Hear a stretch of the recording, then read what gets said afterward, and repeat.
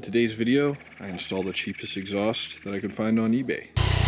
Start off with a sound measurement on the bike at about 75 decibels. Now we're gonna go about 50 feet back, straight back from the bike, and do the same recording. It's like we're at an average right around low 50s. I'm a little worried that I'm gonna regret letting it run that long, because now I gotta touch this hot exhaust. What all do I gotta take out? I gotta take out this bolt here. I know that. I think there's a bolt on both sides. It's gonna come out. And then there's all these on the header pipe, so we'll be taking those out as well. And then of course, this oxygen sensor. So I guess there's nothing to it but to do it. I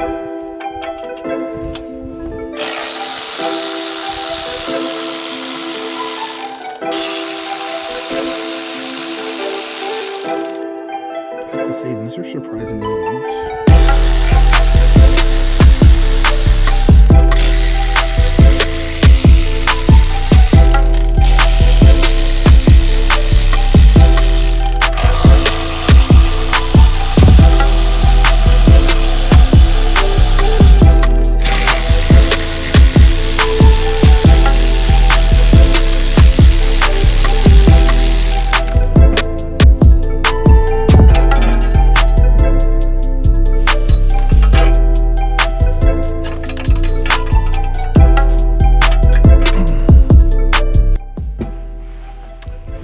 Alright, I can't seem to get this quite squared up off the bike. Maybe, no, that doesn't look right either. That they didn't just make it wrong after I did all this effort.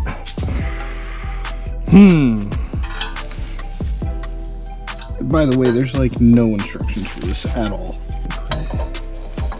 I guess if I just get one in at a time, it fits kind of poorly. Shit, these collars don't go over easy either. 3 hours later.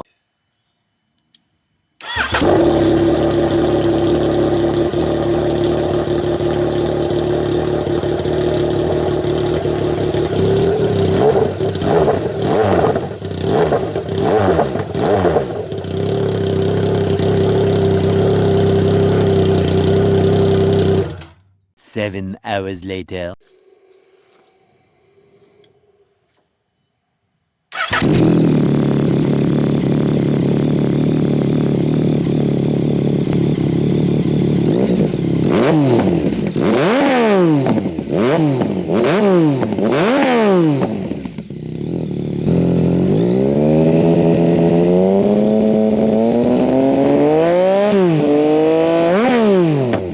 The purists out there are gonna say that you have to use an Aquaprovic or maybe a Graves exhaust.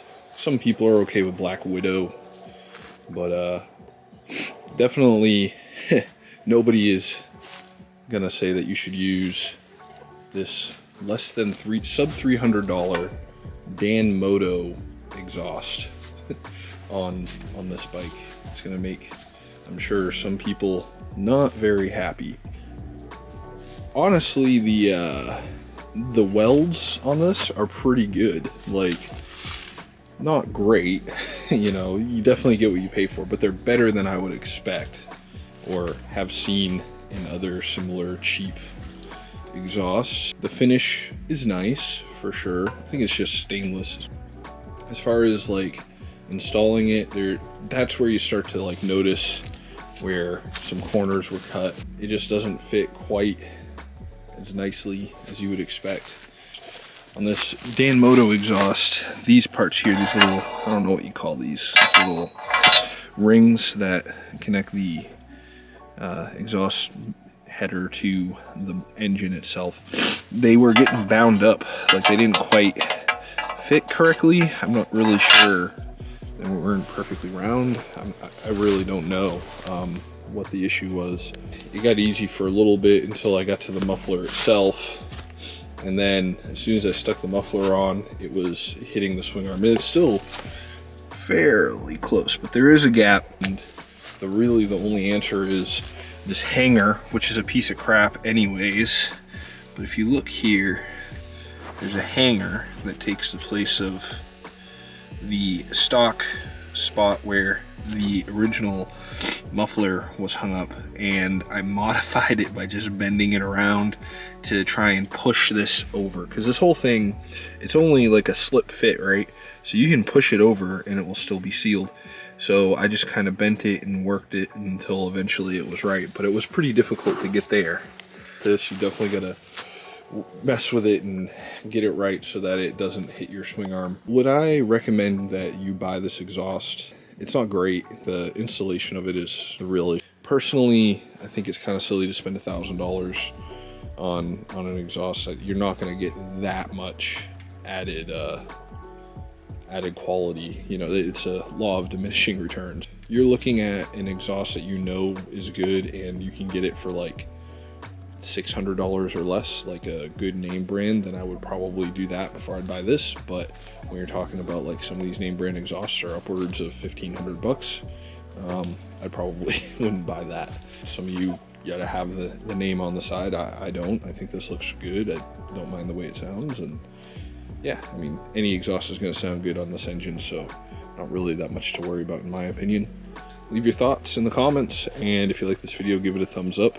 If you want to see more videos like this, subscribe for more, and I'll catch everybody in the next one.